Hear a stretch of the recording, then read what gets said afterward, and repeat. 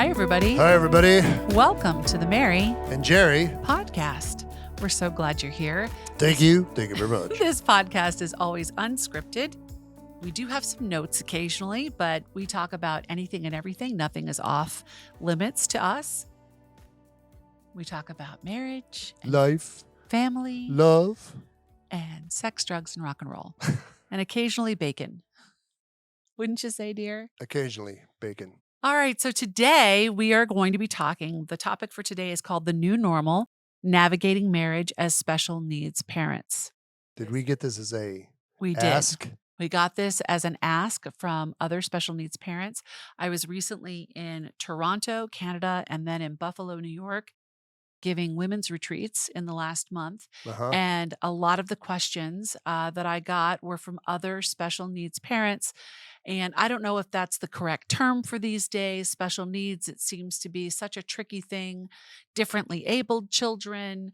I don't even know. I'm just going to say special needs because that's what, when our daughter Courtney was alive, that's what the term was. So we're going to use that. So if there is a different, more, I don't know, politically sensitive term, I have no idea, then let us know because that's what we know it as. And in this podcast, we want to address the fears and worries about, watching your child be in pain and suffering. And we want to talk about the guilt that's associated with the inability to always protect your child fully. We're going to talk about isolation. We're going to talk about, their inability to sometimes participate in practical ways within the family structure. A couple of other things we're also going to talk about that we get questions on a lot. When Mary's out giving a talk and I'm there, being cute and selling books as like the booth dude, is the grief of unmet expectations, right? For the child and the family. And then also, most importantly, is how do you keep your marriage not only intact, because special needs families with special needs children have a really high divorce rate. Not only how do you keep it intact, but how do you keep it strong? Yeah, that divorce rate currently, right now at the recording of this podcast, is about 81%. So divorce rate. Yep. Okay. So let's talk about our story. Okay, go ahead. You and me. What do you mean, go ahead? It's your story too. Okay, go ahead. I was born at a very young age. All right, Jerry Don Lenaburg. Yes, first challenge of the podcast. Okay. Tell the story of your daughter. So our daughter, Courtney, I'm sure that many of you know about either through Mary's blog, if you've been with us for a really long time, or Mary's Instagram. Or my books. Or her books. Specifically, Be Brave and the Scared. Our daughter was, in the terms of the day, very much a special needs child. She had a seizure disorder that presented itself at 5 weeks of age. And in spite of a battery, I like to use that word, of medical tests. Now, again, this is back in, 1992, the mid 1990s. We were never able to determine exactly what caused her seizures. We got a medical diagnosis, mainly that we could put on the medical paperwork, and I'll talk about that later. It was seizure disorder, origin unknown. With global developmental delays, which is a really nice way of using doctor speak to say we have no clue why she's having seizures, but she's having them and they're basically delaying her development. Well, no not only kidding. that, but the medical intervention that we took at 7 months had a big thing to do with that as well. Well, that's part of our journey. Yeah. So our daughter was, severely medically fragile. She was wheelchair bound. Nonverbal. Cortically blind. She was, for most of her life, she was able to eat mushed up stuff through a spoon, but oatmeal. Yeah. But toward the end of her life, she was basically tube fed. She had a G tube from the age of 7 on. 7 on for supplemental hydration, supplemental nutrition. Because after what age that she couldn't really swallow after the age liquid of 12. anymore? After about 12. 12 to 13 is when she started really struggling with that. So we, pretty much every medical condition that you could have, she had, pretty much. Well, there was nothing genetically Well, attached to this? let me rephrase that. Pretty much every again, I use this word, every disability you could have, she could have. Now, she could hear normally. She could express herself. Oh, that girl could express I herself. wanna go back to what you just said with every condition. Okay. Sorry. So, because she didn't have every condition. So, she had perfect hearing. She did have hearing. Her body worked, I would say 75% of the time, like her liver was good, her kidneys were Well, good, things like that. physiologically, right, Right. but because of the cortical blindness, Okay, but she became cortically blind at the age of 7 months old right. when we gave her a medication called ACTH, adrenal corticotropic hormone. We've talked about this in a past podcast. And it's a steroid and it was supposed to help her stop having seizures. And we did not know she was allergic to steroids. And so she went, after 3 days of slowly giving her this medication, she went into sepsis and she had a brainstem seizure. And from that point on, she was cortically blind, which means she could see shadow and light, but she couldn't see fine features. She could take liquid out of a sippy cup, or a bottle, but she never drank it out of a regular cup She did because love her sippy cup, she though. did. She would aspirate it directly into her lungs. She didn't protect her swallow. She, like we said, she's nonverbal. She sounded like Chewbacca when he was angry, when she was hungry. And She did a lot of yeah, she did. She hummed a lot. She sang. She did this thing called washing of the hands where she would smack them back and forth. It's very much an autistic brain abnormality sort of reaction. It's a self-stimulation. She would do that. She hated shoes. She liked to be barefoot. We wanted to give her braces because she had my teeth before great braces, which is like basically buck teeth. But because of her seizures, they were not safe to give her. So we didn't have the Invisalign at the time. If we had had the Invisalign, we might have done it, but it wasn't safe for her. So this was not something we expected in our marriage. There are no other special needs children in our family at that time. Since then, we have had some nephews that were born with autism. But even the extent of that is not, only in one is it considered severe. So I had never had, I mean, my best friend's brother had developmental delays, but have you ever, before Courtney, did you have any experience with special needs kids? Like intimate experience, like knowing them, No, friends of the not family? really. Again, the era that we grew up with, let's see, how do I say this politely? I guess autism was not really a diagnosis No. per se. Those were just kids that were different. Mhm. And we did have one of the guys that was in my Boy Scout troop was today would very definitely be labeled autistic. But, he was just, he did the other thing that the troop did. He was just a little different. Yeah.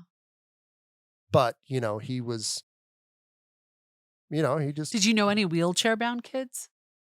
um Or anybody that had cerebral palsy with the crutches and things of that no. nature, spina bifida? Nope. Okay.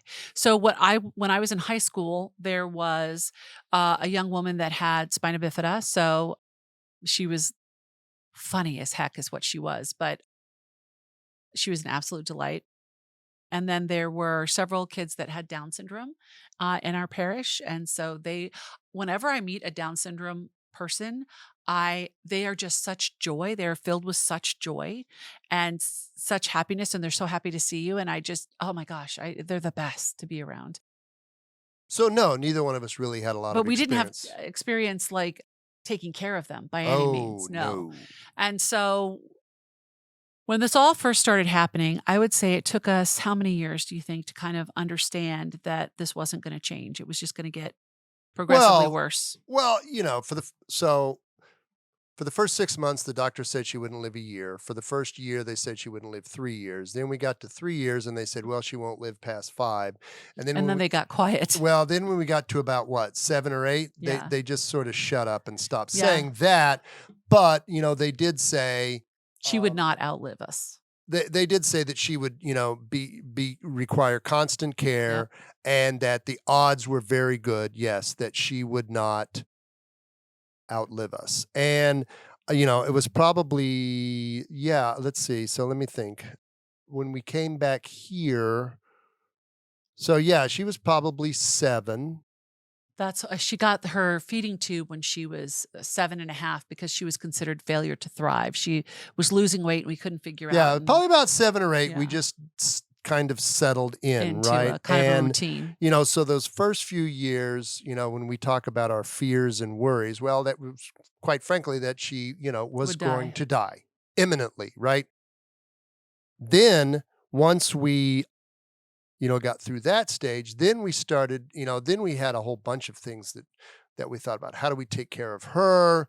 What can we do to give her the best life possible, right? A lot of people are like, well, she's just going to be in a wheelchair. I'm like, okay, great. What does that mean? I mean, Yeah. obviously she had a lot of handicaps, she had a lot of physical disabilities, but still, what We wanted to make her life as full as full as and beautiful as possible. we could make. Her environment, her interactions with people, her quote unquote educational experience, because it was really more of a therapeutic experience at her Right. school.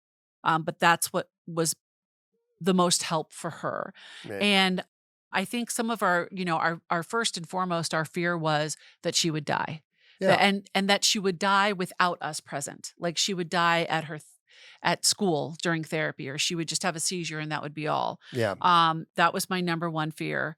I think the second fear would be that she would pass away without us there. But if Jonathan our son was watching her, if I ran up to get eggs and milk or something, that again, that we wouldn't be there. I think that again was Well, it. which And was then not a unrealistic right, fear because when she had a severe severe seizure, seizure, she she stopped would breathing turn blue and stop for breathing, a good 30 to 45 and you seconds. would Yeah. have to like, kind of blow in her face or Right. And rubber back a and just rubber kind of back and just kind of like get try and get her to I don't want to say snap out of it because that's not the right word, but sort of envision that, like get her to kind of take just a breath. take a breath. Yeah, you just wanted her to take that just a little, even just a little, half breath, just get it in there. And then that would begin the end of this the seizure would then now roll downhill instead of Right. climb up the mountain. The other thing that affected us immediately was financial distress because we came out of Johns Hopkins Oh, geez. and we had this experience. So we were in the Navy at the time, and we were the very first family that at Bethesda Naval Hospital, which is now Walter Reed National Medical Center, that they sent on Outside the system. outside the military system in 1992, right? 1992? No, this This is was 1993. 93, 1993. probably 3. Yeah. And they sent us because they had done everything they could within their ability to take care of her. Dr. Gonzalez, who was a admiral, right? Or she a She captain at became the an time, an admiral. admiral. Yeah. She was the head of the pediatric neurology department there. She was very well known in her discipline. And she sent us to Johns Hopkins with Dr. Freeman, and Dr. Freeman was the pioneer behind the ketogenic diet. And the ketogenic diet that is now used so often for weight loss and so forth has been known to help with seizure control. And so because she was so little, they Mhm. didn't want to overload her with a lot of medication. So they Miss Kelly, Nurse Kelly, remember? Yep. God rest him soul. And Dr. Freeman is now gone from us. They put her on the ketogenic diet for the next 2 years. And so, but that first Johns Hopkins experience, we were not given a social worker. So it was just you and me kind of advocating for ourselves, not knowing what to do. But we had to pay a $15,000 medical bill. Mhm. The purser in the office said, no, this has to be paid before you leave. And Jerry and I, being very inexperienced, not knowing anything, we thought that was the truth. Like that had to happen. And so you went to the bank and got a loan. Yeah, I didn't know about this installment payment plan Or the or fact that you never pay the first medical bill. right. Never. Pay attention to that. You never pay the first one because it takes time for insurance to catch up. But in this case, it was all experimental. The Navy didn't cover any of it. And it was a bill that we had to pay, but we could have, there were other options. We found out during the next hospital stay, 7 months later, Yeah. that we got a social worker, and the social worker's like, no, no, no, no, no, no, this is not how we do this. Yeah. And we were like, wait a minute, we have this $15,000 loan that we took out to pay this bill. And she goes, oh my gosh, why weren't you given a social? I mean, we learned about advocacy very early on. Yeah. So the other thing was, again, there was a isolation. So I can tell stories now Yes. because they're dead. Oh, geez. Okay. Hey, you know what? We're Yeah. blunt, right? I mean, Yeah. what was our last podcast about? Tacky mucus. Okay, seriously. So Can let's it just be? move on. Yeah. My parents totally Didn't know what to did do. not Yeah. agree Yeah. with most of our parenting decisions. I'll just put that Our out. caregiving decision. No, not even our No, parenting of our well, children. no, no, Yeah. well, no. Our parenting decisions, our caregiving decisions on Courtney. Yeah. They had their own opinions about Jonathan. That's probably another podcast. No. But Not ever. but for Courtney, you know, my parent, because one thing we said to ourselves early on was we were not going to institutionalize this child. She would stay home with us and we would take care of her as long as we we were were physically possible. physically and financially able to do so. Particularly the physically, right? Because we were under no delusions because, you know, we started to hook into some other people and learn and you know, there are like I have a guy that I work with right now that has a younger sister that has some intellectual disabilities and she is in her 40s and she is now living with her parents who are in their, you know, almost Early in the 80s. 80s. Yeah. And, you know, he is now facing the challenge of figuring out how he's going to take care of his sister after his parents are gone because they've taken care of her for her entire life. That was our plan. That was our plan. That was our plan. Yeah. And my parents totally did not agree with that. In No. their day, a child like Courtney went to The nursing home. a nursing home that or specialized in that. or an institution. And I'm like, great, mom. First of all, I'm in the Navy, so that's not really going to work. Second, a lot of those institutions flat out don't exist anymore. And third, how am I going to pay for them? Because of the unique nature of her diagnosis, she was not eligible for Medicaid or any sort of assistance until she was 18. Right? Again, we find all this stuff out later. Like if you have a child that has a definite diagnosis of something that, you know, you can get immediate help. You can immediately start applying for financial assistance. Right, We did not. And of course, as we went through this, they're like, oh, well, you know, you have a job, you make too much money. Right. So we made too much money to get any assistance, but we certainly didn't make enough money to pay the bills. Care for all of her needs. And there was also a lot of isolation. My parents, now my sister, of course, was totally different because my sister was a teacher of kids like Courtney. So she was very comfortable around Courtney. She didn't necessarily always agree with our decision, but she did understand it. And she was very much our advocate with your parents. Very supportive. Yeah. It was really not until toward the end of Courtney's life that my parents, she always flummoxed my dad. I'll be honest. You know, my dad had no clue what to do with her. Let me be very clear here, though. They loved Courtney. Oh, they loved her. They loved Courtney. But this they is not didn't know how to interact with her. Now, my mother did, because what's hilarious is my mother would try to stand Courtney up, and Courtney was about my mother's height. Courtney was taller than your mother. I know. Toward the end your of her life. Your mom was 5 feet tall. Courtney was 5'8". I know. It was kind of hysterical toward the end of her life. Courtney would be in her orthopedic shoes. When she was in her braces, braces, and mom would try to pick her up and say, now, Courtney, you come here and give me a hug. And I'm like, yeah, okay, we'll see how that goes. But they just didn't, they were born during the Depression, you know, the 1931, right? Well, my mom was a school nurse, so she dealt with kids like Courtney, but they all went to HISM, which was basically a nursing home. For special needs kids. In the town that you grew up in. And I'm like, Mom, that place doesn't exist anymore. Yeah. It's well, closed. And here's the thing, you know, even if you had considered that, which I think you were certainly more open to it than I was, there was no way in hell I was ever going to let anybody else take care of my kid. Like, no way. Like, no freaking way. Well, and now, unless of course, I couldn't do it. Well, and of course, now we understand, to be perfectly blunt, that Courtney would not have... She would not have survived in one of those places. She would not have lived as long as she did in one of those places. Because of her seizures and how they deal with them. Because she needed constant 24-hour constant individual care. Yeah. So, okay. So we're talking about being special needs parents, and we're talking about some of the stories that we have to share about our experiences and how your family. So let's talk a little bit more about how the extended family sort of sees us as a special needs family. So we struggled with your parents. My parents were different. My mom actually worked in the school system with Maury, who is now a saint in heaven, but he was very similar to Courtney. He was wheelchair bound. My mom Yeah. learned all of these techniques as a teacher's assistant in the public school system before she went off to do something else later on in her career. So she, to this day, still every Wednesday does the music class for the adults with disabilities at her Right. parish. Mhm. And so my mother was never intimidated by the seizure. My dad, neither one of them were.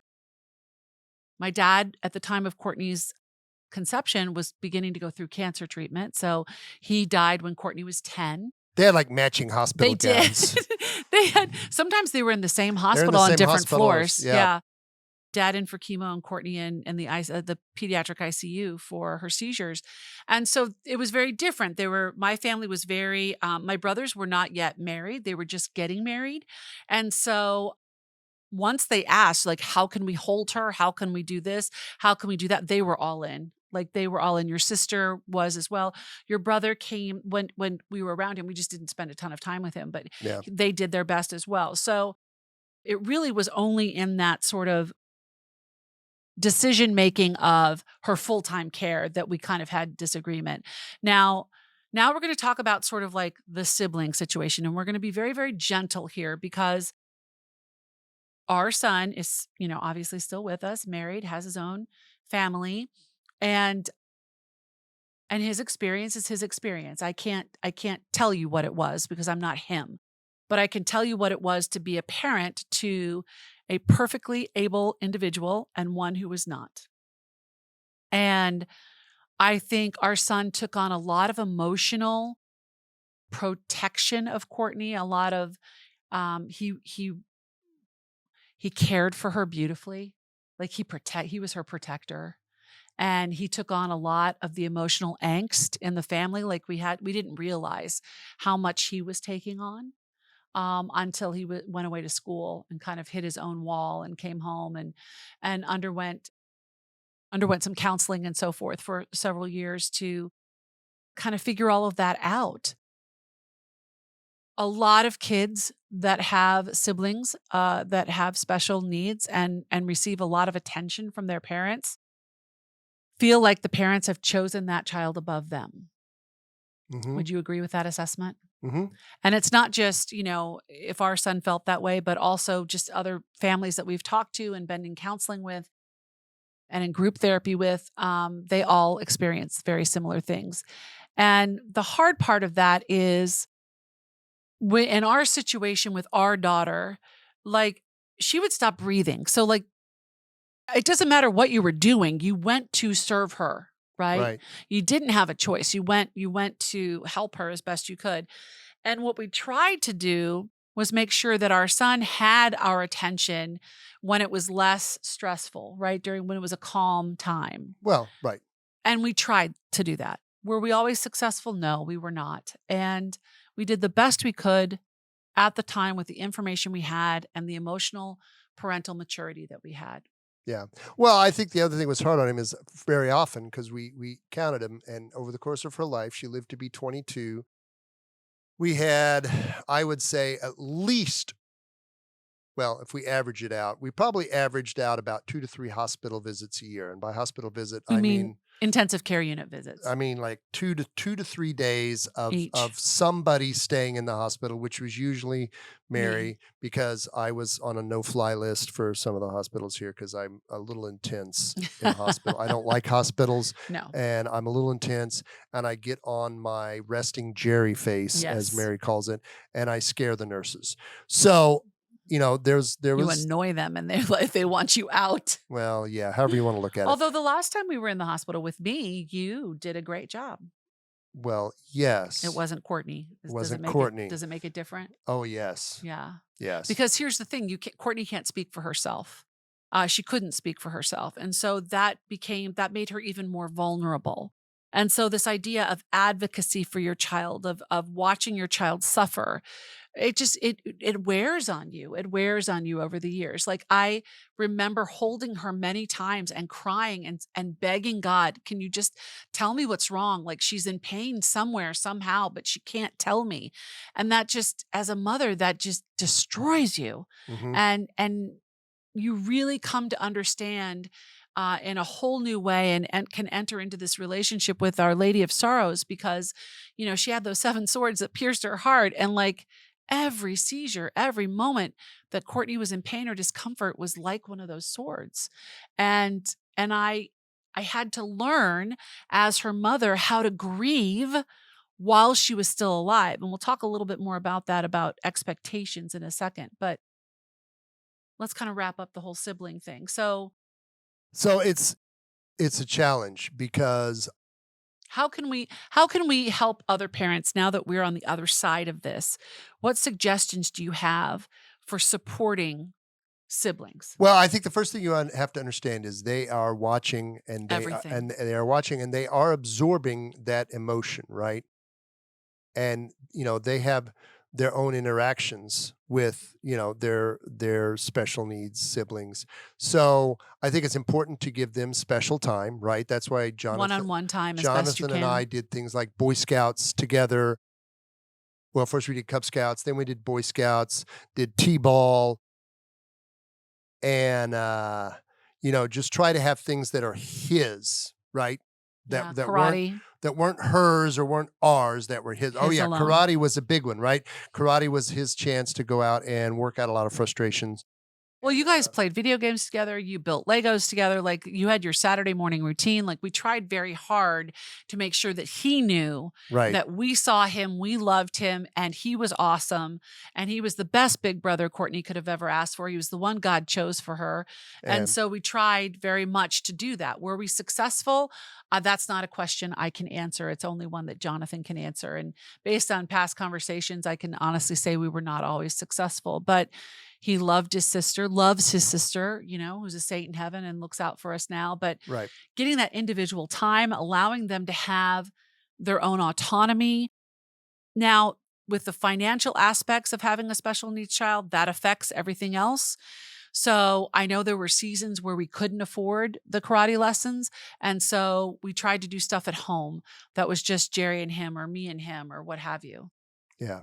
So And counseling helps. I wish we had done yeah, that a we lot probably should earlier. have done the family counseling A lot a earlier. lot earlier than Yeah. we did. So they have a safe place to tell you all the hard things that you have to hear. Yeah. So where were we going now? Okay, so we've talked about supporting siblings, how we can support the siblings, and how challenging it is for them, and some of the things they bring a lot of this stuff into their own adulthood, into their own future relationships. And that's where counseling is so important. That's where kind of a special needs community where they can. I remember he used to go to a family day at Courtney's school, Oh and he yeah. would be with other kids whose siblings went to Courtney's school, which was it was called a center school here in Fairfax County, Kilmer Center. And one hall had all the kids in wheelchairs, one hall had all the autistic kids, one hall had all the kids that sort of had a mix of all the different things. And on family day, they would bring in the siblings, and the siblings would work with the social worker, and they do group things. They do things together with their sibling that had the special Right. needs, and they do things without them. And Jonathan always loved those days because he got to meet other people and spend time with other people that knew What it was like. his own experience. Okay, so the financial piece. So for us, So, okay. So here's how we did it. And again, this works for us, may not work for you. But of course, Mary did all the day-to-day care, right? yeah, So she was home. We had a very rigid routine because, you had to give Courtney meds at certain times. 6 and 6, baby. You had to have chow at certain times, or you got the full Chewbacca treatment. Well, and there was fluid intake, there was a Fluid feeding pump, there was intake, all that stuff. changing diapers, all of that. So Mary, obviously that was her primary job. My job was dealing with insurance because And it was keeping a job. and keeping a job because it was, it was all through my work. So I became the master of so the first thing we learned very quickly as part of that advocacy is the insurance company gave us a nurse advocate. Mhm. So I could call her directly and say, okay, we just, we have to have, this therapy, this, we're going to go see this specialist. We're trying to get AFOs, we're trying to get a wheelchair, whatever that is, what's the process and procedure, and go through that. And, find out about the paperwork from the doctor, from the therapist. She connected all the dots. Connected but all the dots. That wasn't until she was like, that didn't come into our lives until she was like 10. Right. Before then, it was you and me. Yeah. So that helped. It still didn't solve all the problems. I do remember. So Courtney, when she in 2004 got her very first vagal, I always want to say Vegas, but it's not Vegas. Vagal nerve stimulator. Vagal nerve stimulator. VNS. Okay. So the piece of hardware in 2004, and I'll always remember this, it was $25,000. And it's about the size of a silver dollar, and it went in her chest to be a pacemaker for the brain. We had Anthem Blue Cross at the time. We still have Anthem Blue Cross, but we got had all the paperwork. None of this was online yet. Everything was paperwork. So I had a big file folder paperwork for this stupid vagal nerve stimulator. $24,000. Kept getting rejected and kept getting you owe us $24,000. So I finally got on the line with the insurance person. And I said, "Didn't you have a call with the insurance person?" Yeah, I had a conference call phone at work, and I said, "Okay, we're going to settle this right freaking now." So I called up the doctor's office. So I had the nurse on the line. I had the nurse practitioner on the line, and I said, "Look, people, I've been dealing with this for 6 months. What do you want to pay the claim for this piece of equipment?" And the nurse says, "Well, we need the doctor's notes from the surgery. We need this and this." And I said, "Okay, can you give her that?" "Oh, yes, I can give her that. What's the fax number?" "Oh, the fax number is 1-800 da da da da da." Guys, within 10 minutes it was done. And I said, "Okay, so if you get all this paperwork faxed, that is what you need to finish this claim." And she's like, "Yeah, I think that'll do that." And she's like, "Oh, well, I'll have that over this afternoon." I said, "Great. I don't want to see one of these things again." And it doesn't say paid. Right. And the next one said paid, except of course we had a cost share of $1,000. I still had to deal with that. But I got the $23,000 paid. But that was what, we had to do. Advocacy for ourselves, for our daughter. And the finance. Again, at some point in her life, we had to buy a wheelchair van. Now I'm like, what exactly do you mean by a wheelchair van? Well, it's could put one of these, motorized wheelchair lifts. I'm like, so what does that mean? Well, we were very fortunate because the wheelchair lift was $8,000. And I'm like, yeah, there's no way we're paying for that. So the wheelchair van we had to take out a second mortgage on the house to get the van. It was $48,000. We went to the Ford dealer, our local Ford dealer that I bought 7 cars from. And the lady's like, "Okay, well, I'll tell you what I'll do. I'll get a loan from Ford to cover the wheelchair lift." And I said, "Okay," because we can, we were doing all this financial juggling. So we get the second mortgage to take care of the car loan, but we get the car loan because the car loan will pay for I said, "Good, that works for me." And then we went to our insurance company and they paid the wheelchair lift. Yeah, eventually. Eventually. It took us a while. But we didn't have eventually. We had, I need this right freaking now because my daughter's wheelchair, we had the collapsible wheelchair, but she outgrew that. So we had the permanent wheelchair. You didn't want to try to take that thing apart because it wasn't going to work. You needed tools.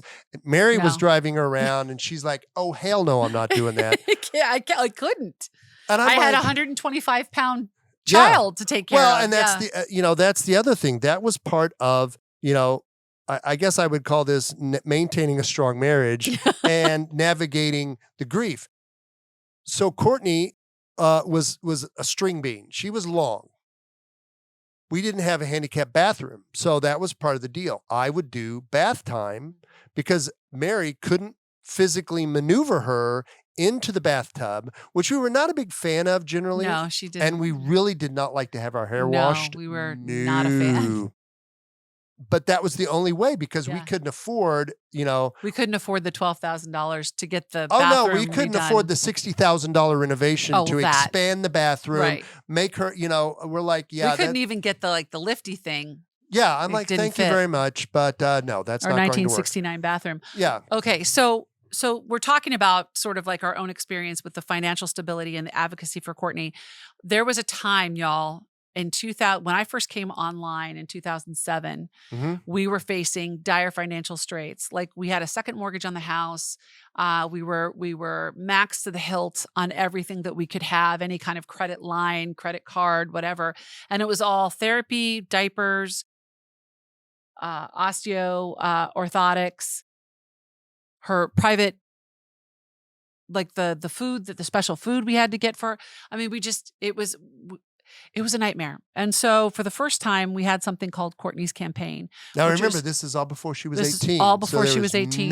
help at So all. yeah. And our families had given so generously and helped us. We were living extremely frugally. We were doing all the things. I was making everything from scratch. We were, no new clothes. No, if you look at pictures from that time, I was an to Walmart, and You had that homeschool jumper look I down, though. did, and I had like 5 things. And so every picture, it's the same 5 things. And we had done everything we could do, and we were getting ready to lose this house. And so we had our friends come over for dinner. And during dinner, they were just over for dinner. We were having, what were we having? Like spaghetti or something. And Meg and Tom, and they were sitting there, and they knew something was wrong. And they finally said, "What is wrong?" And I just broke down, and I'm like, "This is what we're facing. We don't know what to do. We don't know if there's a charity that we can apply to. We just don't know." And it was so much stress and so much. Now you have to understand, this is like 2007. She was how old? Oh, good grief, 15? Okay. This is 15. All right. So you guys know our story. You know about the addictions that existed in our marriage, me to food, Jerry to pornography. You know that in the first 15 years of our marriage, we were going through all of that while trying to deal with Courtney and her sibling, trying to keep our marriage together, which we're going to talk about in just a second, under all of this stress and this strain. Now you understand why 80% of marriages, of special needs kids, end up in divorce, because you are never free of it. You are never free of the stress. You're never free of the strain. It is exhausting, both physically, mentally, and emotionally and spiritually. If you don't have your feet grounded in God, in who He is and who you are in Him, and the fact that He has a plan for your life and that He wants to take care of you and your children, no matter their abilities, that He has allowed this to happen in your life. If you aren't grounded in that, then you will drown, and you will it will be a destruction. It'll be the Egyptians going through the red parted sea, and the sea will collapse upon you. The chariots and the Chariots, I'm charioteers? telling you, that's what it's going to be. And we came that close to it. We lived on the edge of that for 3 or 4 years, and it was horrific. And I look back on that time, and I can't even fully access my emotions from that time because it was so hard. So we come to 2007, and our friends suggest to us this thing called a Friendsgiving, which is pre GoFundMe, pre Venmo, pre all of this. And basically, you write a letter, you tell a story, and you ask people, you basically tell the world that you can't pay your mortgage, and you ask people for help. And it was humiliating. It was humiliating, and it was degrading. And we were that desperate that we did it. And how did people respond, Jer? Most people 75%. were very generous. Incredibly generous. We started saying the Divine Mercy Novena, because the first couple of days that we knew people had the letters in their possession, nothing was happening, and we were facing down foreclosure and going to court. And so my mom said, do the Divine Mercy Novena, and that's why we call it Courtney's Novena, because we started doing that in earnest. And on day 7, 8, the bank called, and because we weren't having them sent to our personal bank account, any donation was going to a separate bank and a separate account, and there were other people in charge of it. We wanted to be so above board about all of this that none of this was for us. It was just to pay the second mortgage, and if we earned enough to, or were given enough, I should say, to pay down any of the other debt, then that would be such a huge blessing. And so I remember having a conversation with my best friend, Christine, and I was humiliated because I had gone into a Starbucks. Somebody had given us a Starbucks gift card, and I was standing in line for the coffee, and this individual from our parish came up behind me and she goes, "Oh, so this is how you're spending, Courtney's campaign money." And I didn't know what to do. I was horrified. And I turned around and I looked at her and I handed her my gift card and I said, "No, somebody graciously gave us this gift, but obviously you need it more than me." And I handed her the gift card and walked out of the Starbucks. And I don't think I left the house other than to go to mass for the next 6 months. It was just so challenging and so hard. But by the grace of God and the miracles that he allows, we were able to get completely out of debt for the only time in our life. Mm-hmm. And Courtney's needs were met for the next 3 years for what was given for Courtney's campaign. And our gratitude for those people, we still pray for them every single day. We don't know who half of them were, and I don't want to know. God knows that, and he knows the gift that they gave us, and we are so grateful for that. And now you see all kinds of ways for people to kind of help one another, and I'm so grateful that those ways exist. And there's a lot more government help now. There's a lot more, gosh, what would you call it? Sort of help from insurance and insurance companies, things of that nature, Yeah. than used to exist. So, okay, so that's the financial piece. So let's talk about maintaining a strong marriage and dealing with the guilt of unmet expectations. Go for it, dear. This is the Mary and Jerry podcast. Yeah, well, okay. So I already covered the practical aspect of it because that's what I do. So, we had to figure out how to, because there was so much work to do, how do we split that up, right? And, the bedtime was my job because that gave Mary a little bit of a break, right? She'd had Courtney all day. Well, and I did the nighttime. I was with Right, her there when was the she nighttime. seized at night. So Yeah. there was a period when Mary had to take her to school every day and bring her home. That was a lot of driving. Mary did all the doctor's appointments, the therapy, all of that because that was, all during the day while I was at work. So typically our deal was, as soon as I got home, we would have dinner because chow time must be And we did observed that together as a family, all as four a of family. us. Yes. And And then that at that was point, a beautiful I, thing. did bath and bedtime for the kids, obviously up until the point that Jonathan really didn't care about having bedtime reading of the Chronicles of Narnia. But Courtney still had to take care of Courtney and get her. I mean, I still had to take care of Courtney. Well, no, I You had. said Courtney still had to take care of Courtney. Oh, sorry. We still had to do bath. I wish Courtney could take care of Courtney. Still had to do bath Yeah. and bedtime, right? Because Right. again, the most important thing for Courtney and her overall health was a very rigid schedule, right? Right. So, I mean, well, and bath time was not just, she got a bath and got her hair washed, but then her back was like an upside down question mark or spine. Right. So we So did there was- massage right. and then we had to do like her stretches and her exercises Right. every morning and every night, Right. or else because she had very low tone. And so we were trying to Right. keep the hips So in it the was a socket. I mean, it was just, routine, yeah, it was, and it was, a lot. it was about an hour, Yeah. hour and a half to do everything we could before we finally, And then we pray the rosary together as a family most nights, I would say. right. And We got her a really big rosary that we could pull through her hand that we still have. Yeah. So she could take part in that. So that was sort of the logistics. And you know how I loves me some logistics.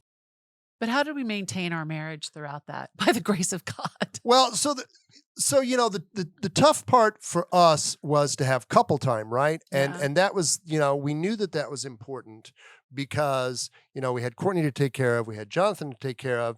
And, as we tell people, I said, the first thing you have to do is take care of your marriage. But, that's very tough when you have the logistics of taking care of kids. So, and of course, trying to get a babysitter for Courtney so that we could have a night out. Yeah, that wasn't really My happening. mother would come. My parents, after my dad passed, my mom would come. And Jonathan at that point was old enough that he could lift her. And so when my mom and Jonathan would, if there was a wedding to go to. Yeah, if there was a really important event like that, then we would do that. our best to go. But yeah. Otherwise, we just, we had date nights at home. Yeah, we basically had date nights at home. So when we put, on a Friday night, particularly, when Jonathan was working or out with his buddies when he was, that particular age, Yeah.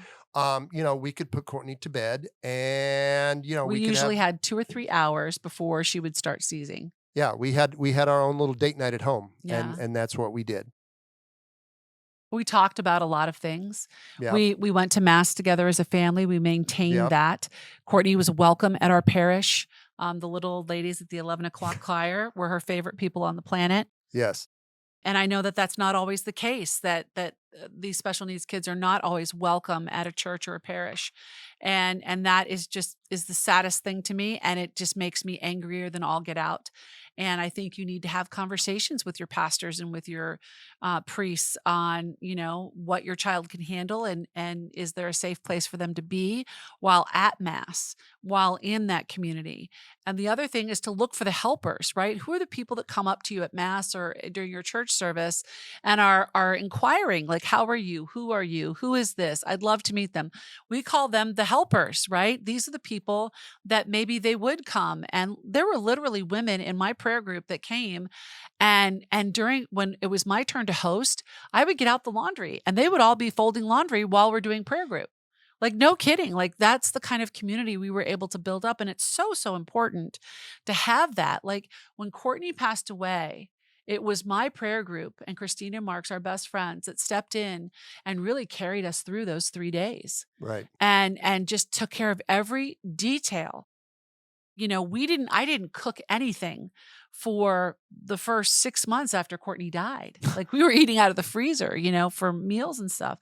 And the idea that I mentioned earlier, this idea of grieving the expectations of what it should have been, right? Like, Courtney had her first communion in Lourdes. It was beautiful. It was miraculous. It was wonderful. Was it a typical first communion? No.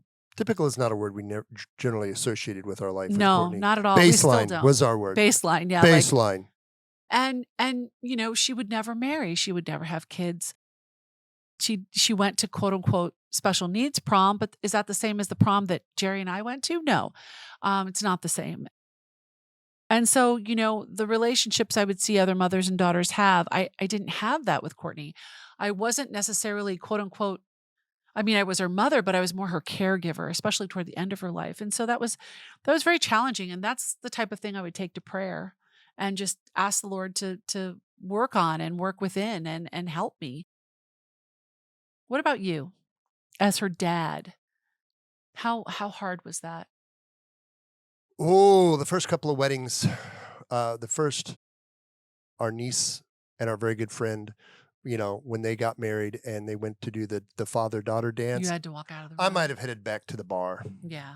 I might have headed back to the bar. That was very tough because, I didn't really think about it until I saw it because I'm like, but then I'm like, oh yeah. Because it's not something you think about every day, all day long, right? You're Yeah. just, But you're I'm there like, and nope, we're not going to do that. yeah. And, you think about those things like prom, I didn't have my chance to sit there and interrogate her date. And, you didn't have the chance to teach her to drive. No, that was not my job. I took Jonathan on one driving lesson and Yeah, then you that took was- over. yeah, Woo, my uh-huh. nerves couldn't do it. Yeah. No, we didn't, didn't make her prom dress. I didn't, No, we didn't get to we throw didn't go those. shopping and Yeah, have- you would have needed more help with that. But you didn't get to do the wedding shower, the baby shower, yeah. and all of that. And yeah, that was hard. It still is sometimes. It Yep, still is. it is. But at the same time, our girl's in heaven. She's a saint interceding for us. And I don't take that lightly. That is such a gift to know where she is and that she got the better end of the deal, Yep. She gets heaven. I hope and pray we get heaven too, but Yeah. she was such a light in our life and we didn't do everything right and we did a lot of things wrong. But one thing we did, I'm very proud of us for doing, is that we fought for each other and we fought for our family. We didn't quit. We didn't Yep. quit on God and we didn't quit on each other. And I think part of the thing, that's because we both had to give up things. We both had to sacrifice a lot. Like I thought, I would have this certain life. The kids would be in private school and I would be volunteering and doing all these things. And it's just, it could not have been further from the truth of what we were living, but it was a good life. Yep. was a good life she had, our girl. Yep. She had the best life we could give her. And that's what you can do. That's the best that we could do. So how do you maintain a strong marriage? You trust in the Lord. You do your best. You go to mass. You beg Our Lady to stand with you. You find your helpers. You find your people. And if you can't find your people, then you pray for your people. You pray for God to bring you the people, and He brings you the people. Mm-hmm. You know, it's happened to us more than once.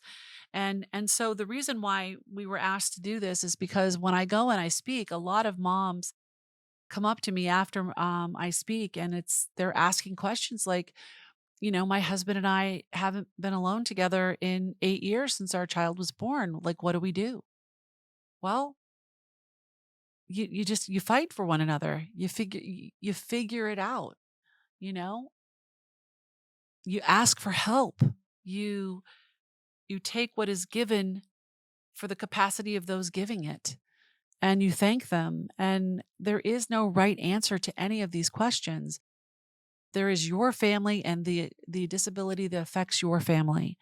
No two disabled children are alike. There may be similarities, but they are not alike. They're as unique as any other able-bodied child. We are as unique as our fingerprint. There is no other one of us. There's just one. And so we've made some horrible mistakes, and we did some things really well. And that is life. Pretty much. Wow. Just Mr. Wordy today. Just agreeing with you. Okay. So now, my friends. Did you pick out more questions? I did. Oh, I hope this was helpful. Do you think it was helpful? I don't know. So. You know, let us know. Like, did we miss something? Is there something else you want us to cover or talk about? Let us know. You can leave a message for us, or a text message, or a voicemail message at 571-354-0351. That's 571-354-0351. You can also hit the subscribe button on YouTube. You can follow along and leave a critique on Apple or Spotify for podcasts. We want to hear from you. Like, you know, what are your thoughts on this? What has your experience been if you are a special needs parent? What is it that you wish other people had done for you, you know, or could do for you? I think for me, the isolation was huge, and it would have been awesome to have more people just come over, have a cup of coffee, and sit and just talk to me. That would have been really nice. Mm-hmm. So anyways, okay, so now it is time for the Not so newlywed game. Awesome. Well done, babe. Dun, dun, Would dun, you dun. like to ask these questions this time? No, go ahead. You're on a roll. Okay. All right. Ladies and gentlemen, the first question is, Jerry Don, what's the best thing you learned from your mother? How to EP people. Would you like to explain that, Jerry? My mother's name was Eleanor Pearl. And if we called her EP for short. EP. And if Eleanor Pearl felt like she was not getting her money's worth or the value of something, she was Karen before there were Karens. You know, the Karens that want to see the manager. She was like Paleolithic Karen. And I have used that in the best ways. And I have used that before. So my mother sometimes. knew how to. So that was the first thing I learned from my mother. The other thing I learned from my mother had. My father too had a very big work ethic. So they were very hard workers. Very hard workers. Like they would not. Now, the most challenging thing I learned from my mother was how to live up to my expectation. Now, there would not be anything that would get Eleanor Pearl madder than a wet hen is when somebody did not live up to their expectations. So if my mama thought you were supposed to be an A student, you better get your butt in gear and you better be an A student. Or you're going to hear about it. Or you're going to hear about it. All the time. All the time. All the time. Now, people nowadays would go, but I said, hey, if my mama did not have high expectations of me, I would not have done the things that I did. Done. Yeah, true. What I learned from my mother was how to serve people. Mm-hmm. To serve them, to love them. My mother's number one love language is service, acts of service. And she sacrificed so much to be at home with 8 kids. Mostly her sanity, I think. Well, no, but I mean, that woman ran that home like shipshape, baby. Like with Monday your brothers, she had to. Yeah, Monday was laundry day, and Monday and Thursday were laundry day, and Friday was when we cleaned our rooms. And I mean, you knew what was expected of you and you did it. And she was always available to serve. She was always available to listen to my friends in high school whose moms were working or didn't have a relationship with their mothers. And my mom was just, I always thought my friends thought she was the coolest mom. I had some other. Your mom was the coolest mom? Yeah. That's my friends thought that very much so. Because she not know talked to that. them. She answered their questions. Oh, I bet was she just did. like, I bet she your was mother very gave her blunt. a piece of their mind. Yes, or gave them a piece of her mind. my mom and I were like oil and water from about the age of 13 to 19. So yeah, but and Okay. even now sometimes. I was going to say. Oh, and look. we have the appearance of Hi, Rocky. Rocky Balboa, This is Rocky. our black and tan collie. This is Rocky. Anyways, the dogs want to on go the out YouTube and play channel. Frisbee. Yes, they do. Okay, last couple of questions. What's something frivolous that you don't mind spending money on? I don't spend money on anything frivolous.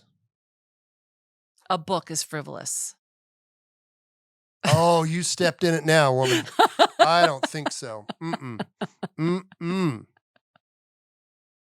Okay, maybe the graphic novel of Sun Tzu could be a little frivolous, but them's fighting words there. I was thinking along the lines of like Tony's Pizza. That's not frivolous. On some days, that is life-sustaining and necessary. I don't spend money on anything that's frivolous. I can't even say that with a straight No, face. you cannot. No, you cannot. Oh, goodness. What do I think is earrings, I guess. Yeah. Shoes, clothes, makeup. Mostly earrings. Mostly earrings. Anyways. Okay. How can we communicate better in our relationship? Stick figures. What does that mean, stick figures? Oh, how can we communicate better? It's a serious question. I think one of the ways we communicate better is we write things down. We write things down because then we're both looking at it and we both understand. Like like my favorite thing in the world are lists, checklists, yes. to-do lists, must-do lists. Yeah. You're like, really? And I said, yes, because if it's down on paper, then it has to happen. Then it has to happen. And you can't say, you didn't say that. I'm like, it's right here. It's number 3 on the list. That's true. Okay. And then it's like, well, what does that mean? Well, that means you're going to do this and this. And you're like, oh, okay. My responsibility. Like, what is my responsibility in this project? Yeah. Yeah. That's how we communicate better because we have so much going on. Which is good and wonderful. And because we're not as young as we once were, mentally our minds are sharp not as we used to liable. be, we have to put stuff down on paper or write it down on a whiteboard or something so that we don't have a misunderstanding of, wait, I thought we were doing this. No, we're doing this. Okay. That's my theory. That's your theory. That helps us to write it down. Okay. Good deal. I don't really have a suggestion for how we can communicate better. It would be nice that when you're mad, you let go of using the colorful metaphors. That would be nice. I'd appreciate that. Sentence enhancers? No You more don't like sentence my enhancers. sentence I enhancers? cannot abide I call by them sentence enhancers. Yes, I'm aware of what you call them. When you're mad about something, not mad at me, like you don't say them to me at me. They're my frustrated sentence when you're enhancers. frustrated about things, you tend to, you use them I slip liberally. into sailordom. Oh boy, do you. And it would be nice if you didn't. Okay. I would really appreciate that. Okay. Last question, my love. If you could choose your own life's obstacles, would you keep the ones you have? If you could choose them. What the hell does that mean? I mean, would you choose them? Choose different ones, or would you keep the ones you have? I wouldn't choose any one of them. I want them all gone. That's a dumb question. I really don't know how to answer that. I'll answer it for you. It's better to keep enemies closer. No. Keep your friends close. Keep your enemies closer. Right. Like I know what my challenges are. I don't want something I don't know. Like I look at other people's lives and when they allow me to hold space for them and they share some of the hardships they're facing, I'm like, that's a heck no for me. Thank you. I'm good with what I've got. Yeah. Why would you say, oh, well, I think I should have this obstacle? No, I don't want any. But, you deal with the ones you got because you don't get to choose them, right? I mean, let's be real because I'm real. You are very real. No, we do not get to choose them. They are usually provided for us to draw us closer to the cross. In copious quantities.